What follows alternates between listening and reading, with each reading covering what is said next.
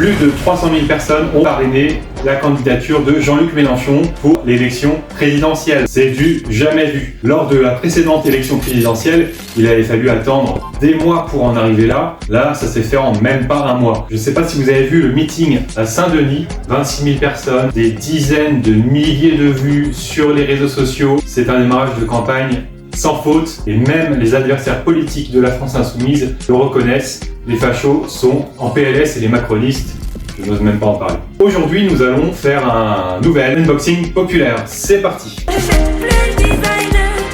Encore une fois, je tiens à remercier les camarades du siège qui se sont chargés d'emballer ce colis et des milliers d'autres colis afin que l'ensemble des militants de la France Insoumise partout en France puissent disposer de matériel. Donc, nous allons ouvrir ce colis ensemble. C'est parti!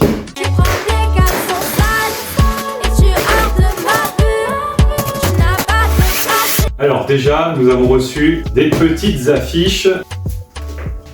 Donc ce sont des bandeaux. Rejoignez la France Insoumise, Mélenchon2027.fr. Un petit rappel du site sur lequel vous pouvez parrainer la candidature de Jean-Luc Mélenchon, je le rappelle. À l'heure où je fais cette vidéo, il y a plus de 301 000 personnes qui soutiennent sa candidature. Donc c'est pas des gens qui ont juste cliqué comme ça, c'est des gens qui ont donné leur nom, leur prénom, leur adresse mail, leur numéro de téléphone et qui ont eu une double vérification en recevant SMS, etc. comme vous pouvez le faire sur d'autres plateformes. Ce sont vraiment des personnes qui soutiennent, qui sont déter, et nous on le voit sur le terrain qu'il y a de plus en plus de militants, des tout nouveaux, des jeunes, qui nous rejoignent pour participer au porte-à-porte, au collage d'affiches et aux diffusions de tracts sur la voie publique. Hop, un deuxième. Alors j'ai également recommandé des affiches. Donc ce sont, comme vous le voyez, des affiches La France Insoumise avec le FI. C'est très pratique pour être reconnu dans l'espace public quand on fait du collage d'affiches. Je vous apprends rien, voilà. On va les coller très bientôt avec les copains, on commençait à plus en avoir des comme ça. Donc là on a encore des affiches. Donc voilà un stock d'affiches Mélenchon2027.fr. Je ne vais pas toutes vous les montrer, il y en a je crois 5 différentes. Si vous voulez les voir, je vous invite à regarder ma précédente vidéo, le unboxing populaire numéro 3. Vous pouvez le retrouver sur TikTok, YouTube, Instagram, etc. Et je raconte d'autres choses dans cette vidéo. Donc on a reçu 2 paquets de 100 affiches comme ça, ce qui sera très pratique pour nos prochains collages, puisqu'on commence à être un peu à court à force de coller. On fait du collage environ une fois par semaine, ça dépend en fait. Si on se fait recouvrir, s'il pleut, etc. Ça dépend de la détermination des petits camarades. On fait plusieurs équipes pour se répartir sur la commune de Lorient et la Nester, d'où je viens, où j'ai grandi, où j'ai été élu pendant 12 ans et où on a pas mal de camarades. Si vous souhaitez participer, rejoindre la campagne, c'est bien de commencer par du collage d'affiches puisque vous n'êtes pas confronté directement à d'autres personnes, vous n'avez pas forcément besoin d'argumenter, vous n'êtes pas mis en difficulté. C'est l'occasion aussi de discuter avec des militants qui sont un peu chevronnés, et puis on fait un petit collage d'affiches au soleil, très sympa. Il y a Margot qui l'a fait il n'y a pas longtemps, c'était son premier collage d'affiches. Elle était très contente et ça a été l'occasion pour elle de faire connaissance avec d'autres militants et puis de se dire pourquoi pas faire d'autres actions un peu plus poussées telles que du porte-à-porte. Alors, d'autres matériels, nous avons reçu des autocollants lycéens insoumis. Et donc en fait, ces autocollants, on les a commandés puisqu'on a de plus en plus de jeunes à nos côtés qui aimeraient pouvoir montrer autour de l'endroit où ils font leurs études, en fait, des lycéens. Ça peut être des lycéens qui sont entre la seconde et la terminale, mais ça peut être aussi des gens qui sont dans des lycées, donc qui sont en prépa ou autres, mais qui sont quand même dans un lycée, qui ont envie de militer avec des gens proches de chez eux. Alors ça, c'est le classique, l'autocollant La France Insoumise, qui est très pratique quand on est en manifestation par exemple et qu'on n'a pas de badge tel que celui-ci pour s'identifier. Hop, on se met un petit autocollant, je peux en passer aux copains. Et puis ça permet aussi de s'afficher dans la ville sur des endroits qui ne sont pas forcément beaux et qui sont un peu plus jolis avec ces couleurs de la France Insoumise. Bon, en fait, il y avait 300 autocollants lycéens insoumis.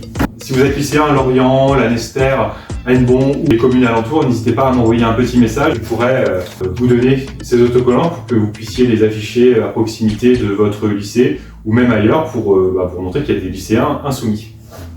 J'ai commandé un certain nombre d'autocollants. Donc c'est un autocollant Mélenchon2027.fr avec la petite tortue, la France Insoumise, et c'est écrit « Abattez la citadelle ». Pour Pourquoi abattre la citadelle? Ça fait référence aux cisgenres, par opposition aux transgenres. Donc les hommes cis, c'est par exemple, c'est moi je suis un homme cis, je suis né homme et je m'identifie comme homme. Une femme cis, c'est une femme qui est née femme et qui s'identifie comme femme, qui est reconnue comme telle. Mais dans la communauté LGBTQIA+, il y a des personnes trans, donc ce sont des personnes qui ne sont pas nées dans le genre dans lequel elles se reconnaissent. Elles sont nées comme étant reconnues femmes ou hommes, de genre féminin ou masculin, et elles s'identifient à un autre genre et elles suivent un parcours de transition pour être plus en phase avec le genre auquel elles s'identifient. C'est quelque chose de très difficile d'être trans puisque c'est des personnes qui sont assez minoritaires dans la société. À Lorient, je dois le reconnaître, il y a une communauté trans assez importante. Et ça fait plaisir de le voir parce qu'il y a des événements culturels très intéressants. Je pense à des événements comme Les Détonantes, c'est un festival qui s'est tenu pendant 3 jours à la Guinguette à Dreuze, à côté de la Tour de la Découverte. C'était vraiment super sympa. Encore bravo aux organisateurs.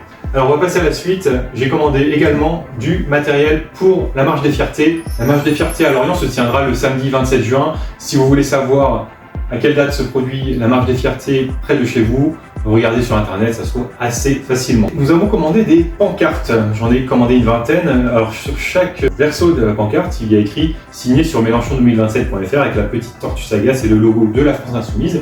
Et puis nous avons différents rectos qui pourront intéresser différentes personnes lors de la Marche des Fiertés. Donc celui-ci c'est abattez le système révolution citoyenne. Donc toujours le jeu de mots système, comme citadelle. Alors voilà, abattons le système patriarcal, abattons le capitalisme. Un panneau assez radical.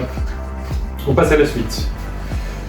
LGBTI pour la paix, et oui, c'est toujours la guerre en Ukraine, au Moyen-Orient, entre l'Iran et les États-Unis qui les ont attaqués, la Palestine qui se fait génocider par Israël, le Liban qui se fait détruire de plus en plus avec des cessez-le-feu qui ne sont pas respectés, etc. Je vous invite à vous renseigner là-dessus et à participer aux manifestations proches de chez vous, notamment organisées par l'AFPS, l'association France-Palestine Solidarité. Pancarte suivante. Ça, c'est une pancarte que je ne pourrais pas porter puisque je ne suis pas une femme et que cette pancarte indique toujours lesbienne, jamais RN. Bravo les lesbiennes. Les lesbiennes, ce sont les femmes qui aiment les femmes et elles n'ont aucun intérêt à ce que l'extrême droite prenne le pouvoir puisque à chaque fois que ça s'est produit, les personnes LGBT étaient réprimées ou totalement déconsidérées. Vous pouvez le voir ici, j'ai un triangle rouge. Le triangle rouge, c'est ce qu'on mettait aux gens comme moi dans les camps de concentration, ce que les nazis mettaient dans les camps de concentration aux opposants politiques. Les hommes gays avaient un triangle rose pour indiquer que c'était des homosexuels. Le triangle était d'ailleurs plus grand que les autres, afin qu'ils se fassent encore plus discriminer. Et les lesbiennes n'avaient même pas de triangle rose, puisqu'elles n'étaient, en tant que femmes, même pas reconnues comme étant une personne ayant une sexualité, une attirance, etc. C'était pour elles le triangle noir, le triangle des marginaux. Toujours bi, jamais nazi. Voilà un panneau qui va très bien avec mon outfit, avec le drapeau bisexuel, bleu, violet, rose. Donc le violet qui se confond entre le rose et le bleu, c'est un peu une communauté qui est souvent invisibilisée et souvent un peu mise à l'écart, mais c'est pour ça qu'il y a le B dans LGBT. Toujours homo, jamais facho, avec le drapeau arc-en-ciel LGBT. Voilà, c'est très clair. Les homos n'ont aucun intérêt à la prise de pouvoir de l'extrême droite, malgré tout ce que les gens du RN peuvent vous raconter, malgré le fait qu'il y ait pas mal d'hommes gays sur les bancs des députés RN. L'homo-nationalisme n'a rien à faire chez nous. Nous savons comment ça se termine. La nuit des longs couteaux l'a démontré. Les LGBT prennent cher à chaque fois avec l'extrême droite et les nazis. Pancarte suivante, sous les paillettes, la précarité. Vous pourrez les voir lors des marches des fiertés. Il y a sans doute des drag queens, des drag kings, des artistes, il faut le dire, qui, comme beaucoup d'artistes, sont dans une certaine précarité. C'est pas parce qu'on est bien habillé, qu'on brille, qu'on a forcément plein de fric dans les poches. Je pense qu'un certain nombre d'entre vous savent de quoi je veux parler. Et puis la dernière pancarte, c'est pour les personnes trans dont je parlais tout à l'heure, la nouvelle trans avec le drapeau trans. Voilà pour les pancartes. Je vous ai présenté l'ensemble du matériel. Je vous donne un dernier rendez-vous pour ceux qui sont à proximité de Lorient ou ceux qui sont déter il y a un événement assez particulier, c'est la Pride de Groix. Avec une très belle affiche, la Pride de Groix se tient pendant 3 jours, du 3 au 5 juillet sur l'île de Groix, donc une île d'à peu près 2000 habitants hors saison touristique, au large de Lorient. J'espère que cette vidéo vous a plu. Si vous êtes encore là, Un grand merci, je vous invite à mettre un petit cœur. Si vous souhaitez participer à nos prochaines actions, le porte-à-porte, les diffusions de tracts, le collage d'affiches ou d'autres rendez-vous, n'hésitez pas à rejoindre notre groupe d'action de la France Insoumise Lorient Populaire. Le lien est dans la description de mes réseaux sociaux ou un groupe d'action proche de chez vous. Allez sur actionpopulaire.fr. Je vous dis à très vite et puis petit bonus pour les gens en proximité de Lorient. Il y a peut-être quelque chose qui se prépare le 20 juin. Si vous voyez cette vidéo trop tard, tant pis pour vous, vous avez déjà l'info. Mais en tout cas, notez le 20 juin dans votre calendrier. Je pense que l'après-midi, il va se passer un petit événement revendicatif. On est en train de réfléchir à ça. Allez, à très vite, avec du courage.